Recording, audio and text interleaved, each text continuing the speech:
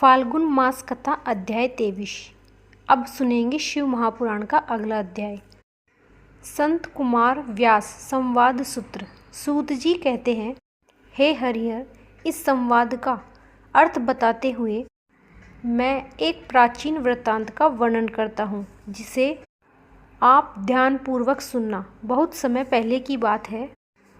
पराशर मुनि के पुत्र मेरे गुरु व्यास देव जी सरस्वती नदी के तट पर तपस्या कर रहे थे। एक दिन सूर्य के समान तेजस्वी विमान से यात्रा करते हुए भगवान संत कुमार वहां जा पहुँचे। मेरे गुरु ध्यान में मग्न थे, जहां पर अपने सामने संत कुमार जी को देखकर यह बड़ी तेजी से उठे और उनके चरणों को स्पर्श कर उन्हें अर्घ्य देकर योग के आसन पर विराजमान किया और प्रसन्न होकर संत कुमार जी गंभीर वाणी में बोले, मणि, तुम सत्य का चिंतन करो। सत्य तत्व का चिंतन ही श्रेय प्रताप का मार्ग है। इसी से कल्याण का मार्ग प्राप्त होता है। यही कल्याणकारी है। यह सब जीवन में आता जाता रहता है तो सब सुंदर हो जाता है। सत्य का अर्थ है सदैव रहने वाला। इस कल का कोई प्रभाव नहीं पड़ता। यह सदा एक समाज में रहता है। संत कुमार जी ने महर्षि व्यास को आगे समझाते हुए कहा, महर्षि, सत्य पदार्थ भगवान शिव ही है। भगवान शिव का श्रवण, कीर्तन और मनन ही उन्हें प्राप्त करने वाले सर्वश्रेष्ठ साधन है।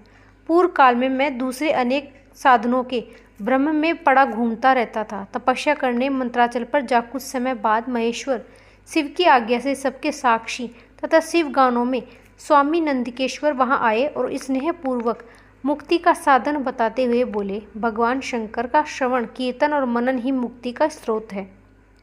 यह बात मुझे स्वयं भगवान ने, देवादिदेव भगवान शिव ने, अतः तुम इन्हीं साधनाओं का अनुष्ठान करो। व्यास जी ने ऐसा कहकर अनुगामियों सहित संत कुमार ब्रह्मधाम को चले गए। इस प्रकार इस उत्तम वृत्तांत का संक्षेप में मैंने वर्णन किया है। ऋषि बोले, सूत जी, आपने श्रवण, कीर्तन और मनन को मुक्ति का उपाय बताया, किंतु जो मनुष्य इन तीनों साधनों में समर्थ है, वह मनुष्य कैसे मुक्त हो सकता है? किस कर्म के द्वारा बिना यातना के ही मोक्ष मिल सकता है? ओम नमः शिवाय।